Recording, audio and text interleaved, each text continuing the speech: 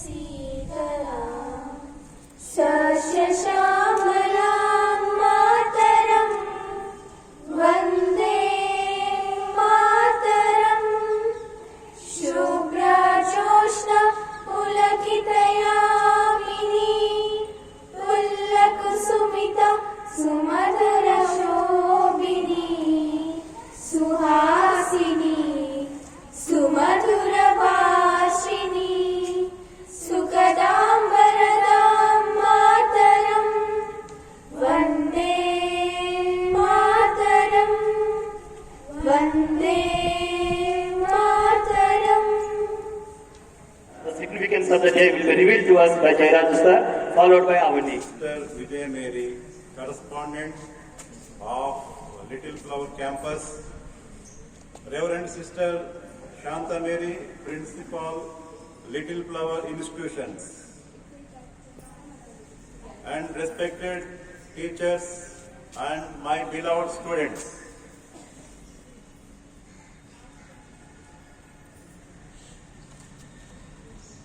Anga Vanga Kerala, Kalinga Gauda Kuntala, Vidarbha Magada Simhala, Salva Gaula Barbara, Avanti Chola Nadu Pondicherry Madra, Chakravartulendarunna, the independent Indian, Vidu Eka Virudu, Ghana Ghana Ghana, Ghanudu, Akanita Gunadhanudu, Janagana Manadhanudu, ruler.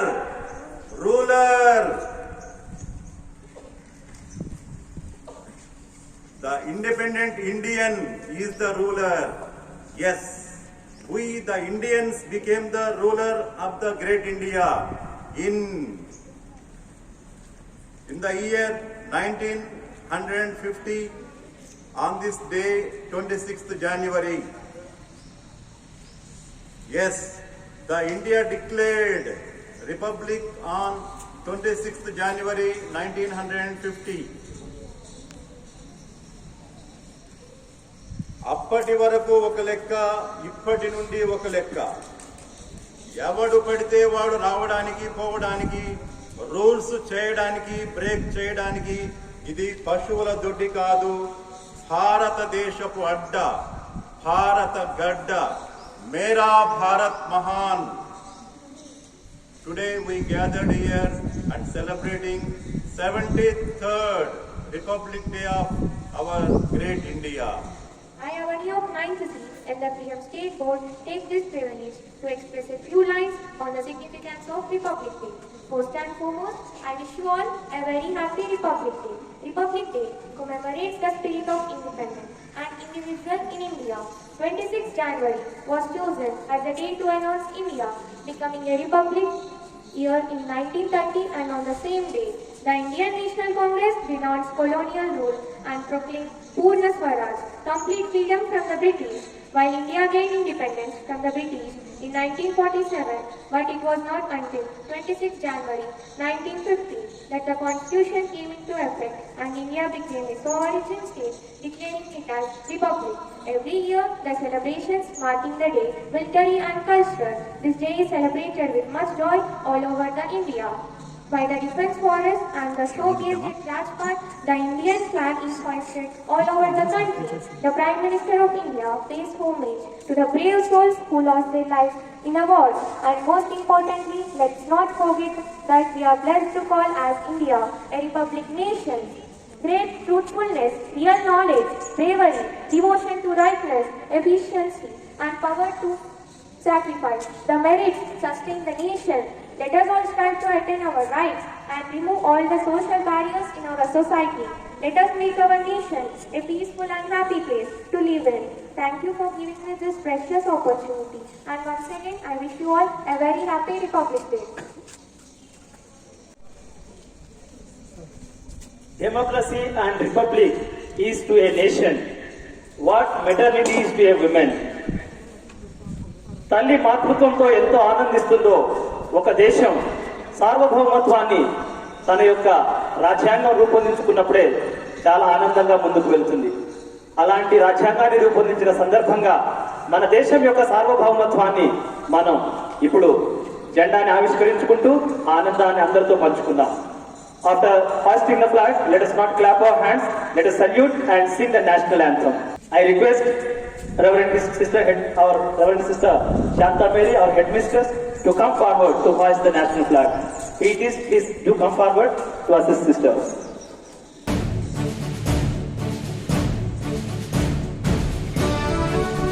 अधिनायक जय हे भारत भाग्य विधाता पंजाब सिंधु गुजरात मराठा द्राविड उत्कल गंगा विंध्य हिमाचल यमुना गंगा उच्चल जलधि तरंगा तव शुभ नामे जाहे तव शुभ आशीष मागे गाहे तव जय गाथा जय जन मंगल दायक जय हे भारत भाग्य विधाता जय हे जय हे जय हे जय जय जय जय हे Headmistress, respected teachers and all my dear friends. I, Kesri Kavi of 10th standard, want to share a few words about Republic Day. First of all, I would like to wish you all a very happy Republic Day. It is an important day for all the Indians. Today we are celebrating 73rd Republic Day of our country. Republic Day is celebrated every year on 26th January, has a special significance in the history of India. On 26th January 1950, Indian Constitution came into effect, and from that day, we the people of India constantly praise it as Republic Day of our country. As we all know that India got independence on 16th August 1947, but the country did not have any constitution of its own. However, after many discussions and considerations, a committee headed by Dr. B.R. Ambedkar submitted a draft of the Indian Constitution, which was adopted on 26 November 1949 and officially came into effect on 26 January 1950. We are living in a country which is democratic and people have their fundamental rights. When India was in the hands of British, it was recognized as an illiterate nation. But after India got freedom, it has a good developing rate in literacy level. The health facilities in India were also developed. The students of today are the future citizens of India. The students are the architects of free and modern India. As we are the students, we have a great responsibility on our shoulders for building the nation. Students are the vital organs of our country. The citizens who are living in a democratic country enjoy the privilege of electing their leaders to lead the country.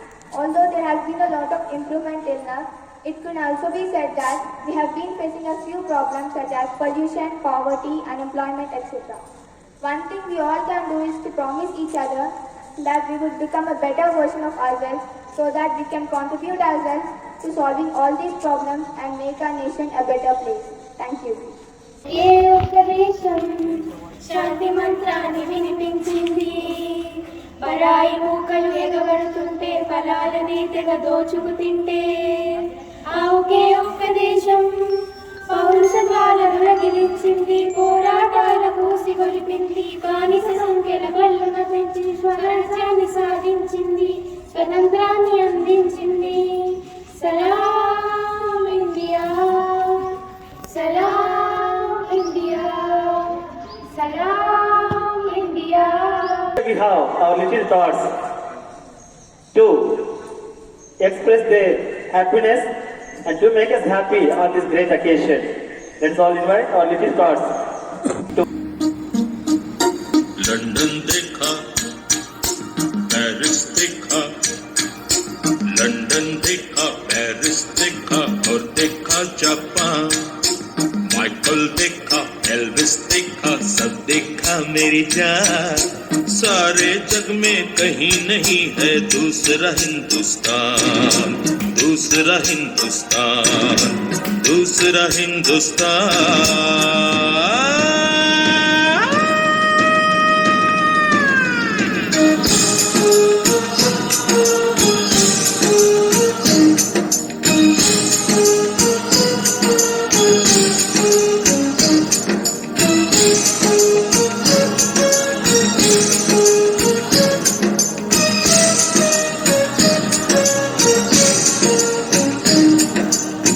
वतन वतन मेरे आबाद रहे तू,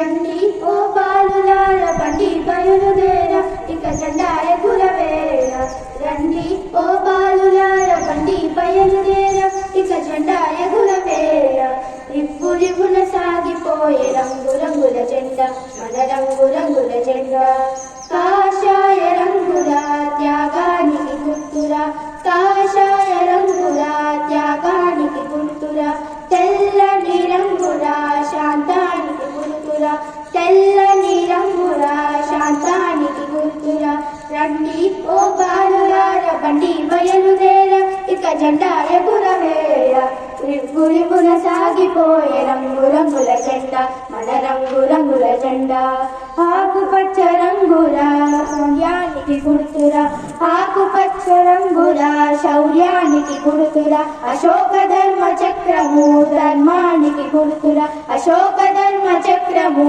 ధర్మానికి గుర్తురా రండి ఓ బాలులార బండి బయలుదేర ఇక జెండా ఎగురవేర రండి ఓ బాలులార బండి బయలుదేర ఇక జెండా ఎగురవేర రివ్వు రివ్వున సాగిపోయే రంగు రంగుల జెండా మన రంగు రంగుల జెండా రంగు రంగుల జెండా మన రంగు రంగుల జెండా రంగు రంగుల జెండా మన రంగు రంగుల జెండా.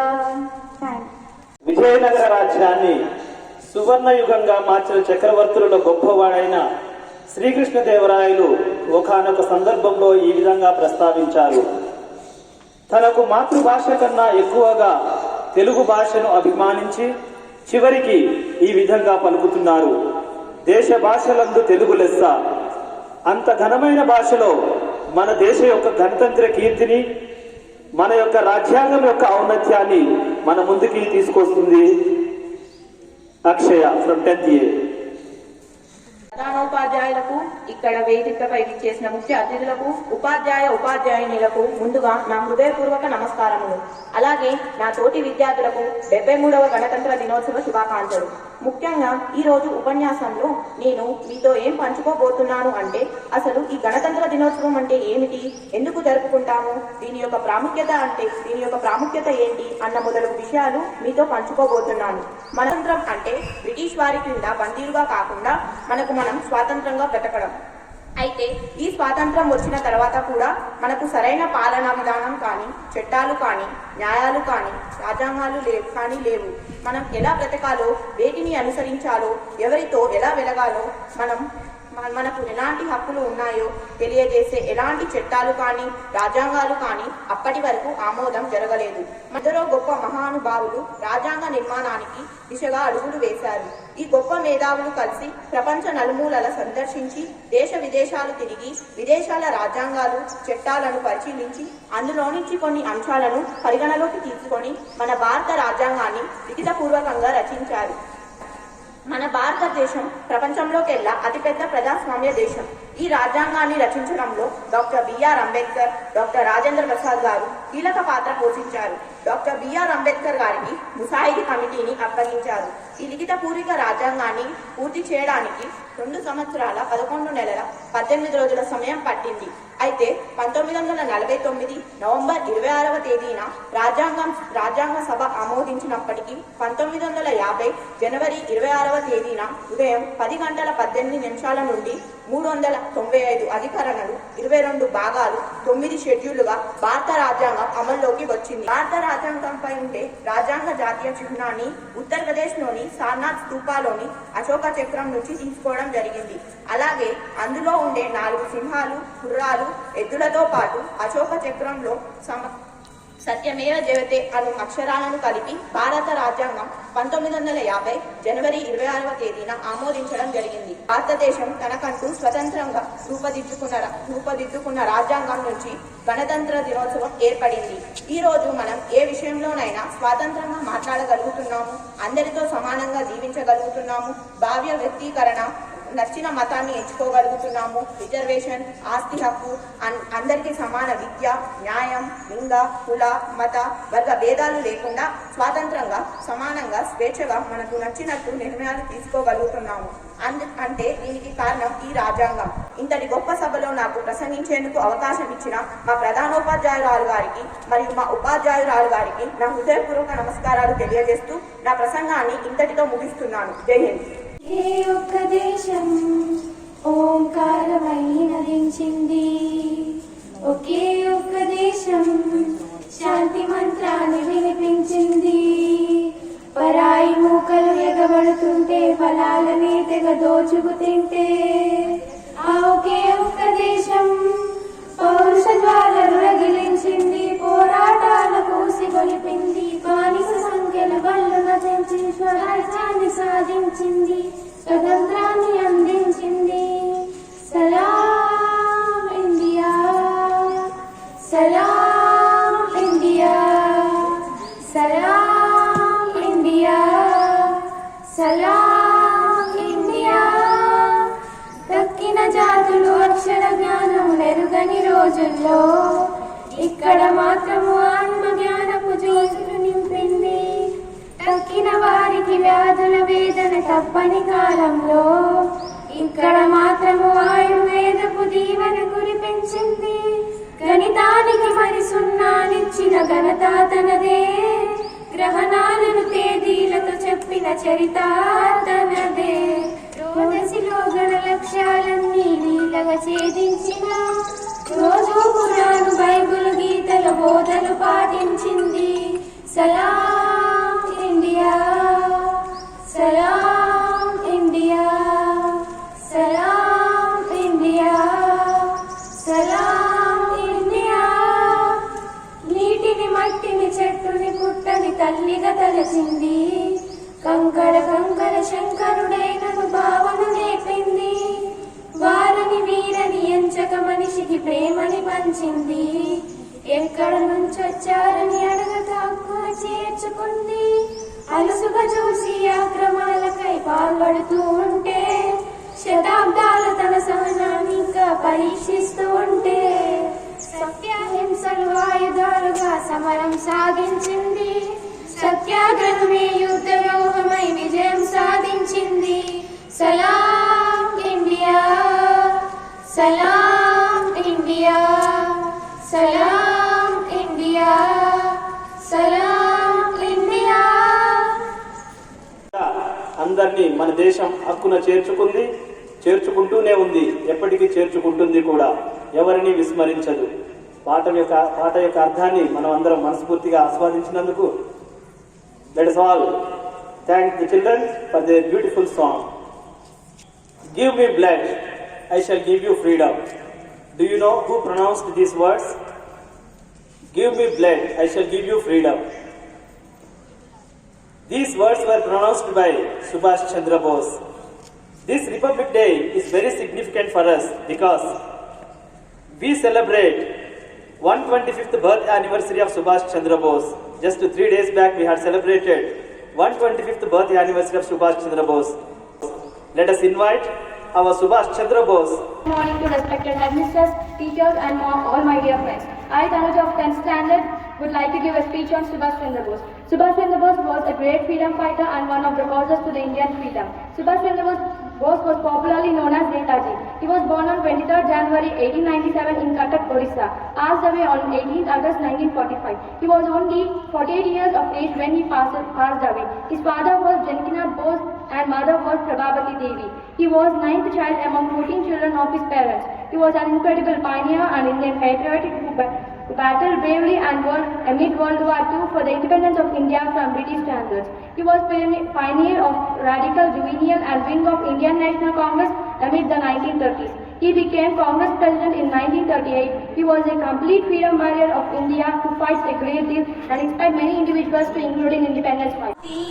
జెండా ఎగరాలిరా మన జాతీయ జెండా ఎగిరితే మనకెంతో హాయినిచ్చురా ఎగిరితే మనకెంతో హాయినిచ్చురా హాయినిచ్చురా హాయినిచ్చురా ఎగరాలిరా మన జాతీయ జెండా ఎగరాలిరా మన జాతీయ జెండా కాషాయం తెలుపు పచ్చ రంగులున్నవి వాటి మధ్య ధర్మ చక్రం ఒకటి ఉన్నది కాషాయం తెలుపు పచ్చ రంగులున్నవి వాటి మధ్య ధర్మ చక్రం ఒకటి ఉన్నది ఎర్ర కోట పైన అది ఎగురుచున్నది ఎర్ర కోట పైన అది ఎగురుచున్నది 100 కోట్ల ప్రజలను అది ఏలుచున్నది ఏలుచున్నది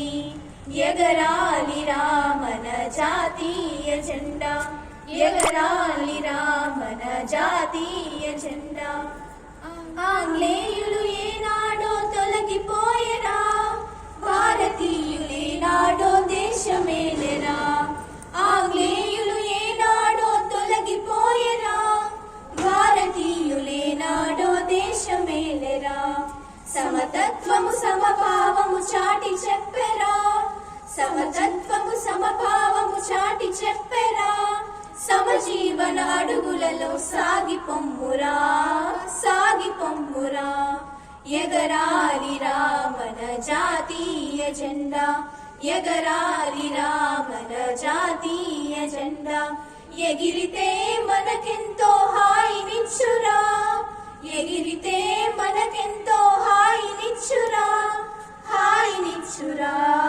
హాయినిచ్చురా ఎగరాలిరా మన జాతీయ జెండా ఎగరాలిరా మన జాతీయ జెండా జై Hind. A very good morning to all my dear teachers and my beloved students. We all have gathered here to celebrate the 73rd Republic Day of our nation.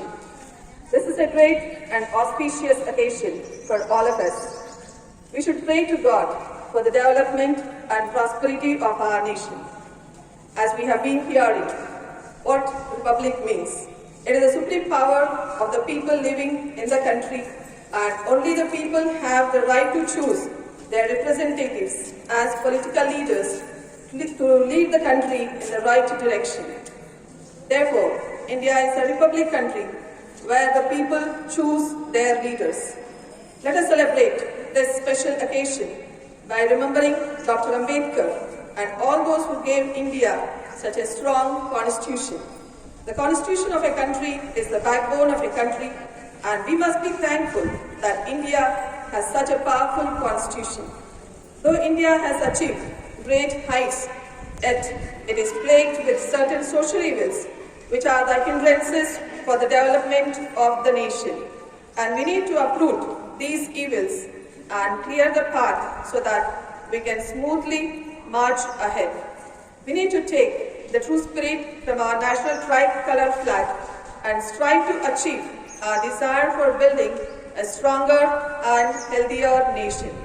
We can achieve this only when we stand united, work for the prosperity and development of our nation, and thus fulfill our dream of being proud citizens of developed India. We wish to have Republic Day celebration with all our students in the new year with the blessings of prosperity, health and peace, but we couldn't have due to the challenges we are facing with COVID-19. While COVID-19 is raising its head again in the form of the third wave, we are all alarmed to find new variants like Omicron and Florence. We need to face this critical situation with a stronger mind and body. We need to be responsible citizens and try to strictly follow the COVID-19 safety measures as per the guidance of the government. We should break the chain to bring an end to this pandemic. We can do this only by staying home, not just for our safety, but by and large for the safety and good health of the entire society. Let us collectively fight against coronavirus and bring back the days when we used to move around fearlessly. Let us rededicate ourselves to build cleaner, safer and healthier nation. I thus conclude wishing you all a happy Republic Day and pray to God for a healthy and happy nation. Jai Hind, God bless.